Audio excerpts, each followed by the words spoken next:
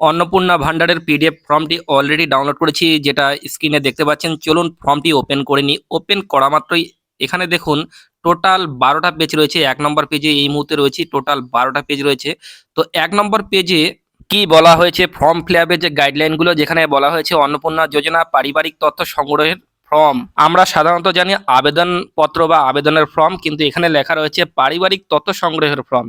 তো যাই হোক, এখানে দেখুন 1 নম্বর পরিবারের প্রধানের নাম, তার যে পরিবারের প্রধানেরই সবকিছু এখানে চাচ্ছে। জন্ম তারিখ, পরিবার প্রধানের লিঙ্গ, পরিবার প্রধানের আধার নাম্বার, ডিজিটাল রেশন কার্ড ও পারস্পরিক আইডি যদি থাকে, পরিবারের সদস্য সংখ্যা এবং তাদের ঠিকানা।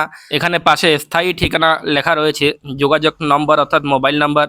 তারপরে এখানে 9 নম্বরের নাম, জন্ম তারিখ, লিঙ্গ, পরিবার প্রধানের সঙ্গে আধার নম্বর ও সকল সদস্যের। তারপরে তার যে সদস্য 1, সদস্য 2, সদস্য 3, সদস্য 4, তার যে আধার নম্বর বা বিস্তারিত জন্ম তারিখ, এগুলা এখানে ফিল করতে হবে। সদস্য 4, সদস্য 5 অবধি এখানে রয়েছে। পাশে রয়েছে নির্দেশনা। আর এখানে 10 নম্বরে পরিবারের যে প্রধান এবং পরিবারের সকল সদস্যদের প্রাপ্ত সদস্যদের ব্যাংক অ্যাকাউন্ট নম্বর, নগদ অর্থ স্থানান্তরের জন্য। আর এখানে bank account number, IFSC code সবকিছু এখানে দিতে বলা হয়েছে। সদস্য 1 তার ব্যাংক অ্যাকাউন্ট নম্বর, সদস্য 2, সদস্য 3, সদস্য 5 অবধি রয়েছে, যার bank account number, IFSC code সহ এখানে উল্লেখ করে দিতে হবে। আর এখানে দেখুন ডিবিটি ক্রেডিটের জন্য আধার নিযুক্ত ব্যাংক অ্যাকাউন্ট প্রদান করতে হবে। তারপরে নিচে 3 নম্বর পেজে চলে আসলাম, যেখানে বিভাগীয় ক্ষেত্র, এই জায়গাটা অনেকটা ফাঁকা রাখা রয়েছে, যেখানে অ্যাকাউন্ট আইএফএসসি কোড লেখা রয়েছে।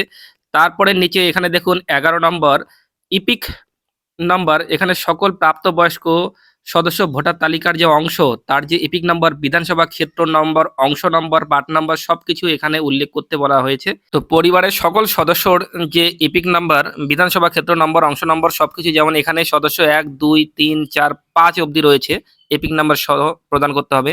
তো এখানে দেখুন 12 নম্বরে যেটা বলা হয়েছে অসংরক্ষিত, আর্থিকভাবে দুর্বল বা তপশিলি জাতি উপজাতি, এখানে সবকিছু রয়েছে। তো এভাবে মোট 4 নম্বর পাতায় আসলাম। এভাবে টোটাল 12টা পেজ রয়েছে। 12টা পেজে যদি আমি এরকমভাবে এক এক করে আপনাদের দেখাতে যাই, তাহলে ভিডিও অনেক লম্বা হয়ে যাবে। আপনারা হয়তো পুরো ভিডিওটা দেখবেন না, কারণ পিডিএফটা সহজেই সংগ্রহ করা যায়। সহজেই সংগ্রহ করে আপনারা নিজেই দেখে নিয়ে নিজেই ফর্ম ফিল আপ করবেন।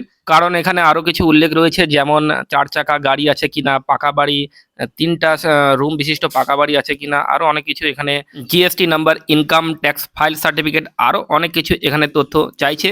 তো যেহেতু আমাদের ফ্যামিলির মধ্যে এই ক্রাইটেরিয়ার মধ্যে পড়ছি না, তাই ফর্ম ফিল আপ হয়তো আপাতত করছি না।